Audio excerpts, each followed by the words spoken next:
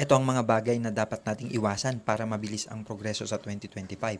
Sa 2025, kailangan ng speed sa lahat ng bagay, pero dapat pulido pa rin ang outcome. This is day 35 of the 100 Days Improvement Challenge. At ito ang mga napansin ko na maling ginagawa natin sa sarili. Number 1, minsan naliligo tayo ng masyadong matagal. Umaabot ng 1 hour, kaya pagkatapos maligo ay nagmamadali ka na at nakakalimutan natin ang mga dapat dalhing bagay. Number 2, minsan nagagas tayo ng sasakyan natin o motor natin ng tingi-tingi.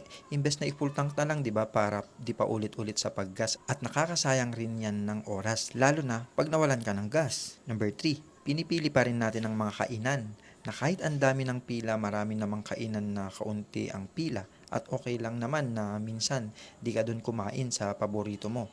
Next time na lang pag kaunti na ang pila. Number 4, nag-scroll tayo ng Facebook, IG, lahat ng social media bago natin simulan yung mga dapat nating gawin.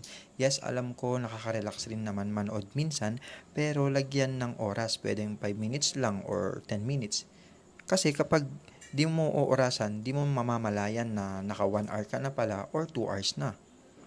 Number 5, hindi nagpaplano para sa gagawin bukas, basta't matutulog na lang at paggising bukas ay bahala na kung anong mangyayari, at dahil dyan, nakakalimutan natin na may mga importanteng lakad pala. Number 6, nag-yes tayo sa lahat ng bagay kahit di ka sure kung may gagawin ka sa oras na yon. Number 7, hindi natin binibigyan ng sarili ng time to think. Importante rin sa isang araw ay bigyan mo ng oras na mag-isip-isip. Isipin ang mga bagay na ginawa natin ngayong araw, kung ano ang i-improve pa, at kung lahat ng kasalukuyang ginagawa natin ay naka-align sa long-term goal. Yun lang ang alam ko for now. Kung meron pa akong kulang, pakisabi sa baba at maidadagdag pa ito sa kaalaman ko. Thank you. So starting day 35 sa challenge ko, di ko nagagawin ng mga bagay na yan.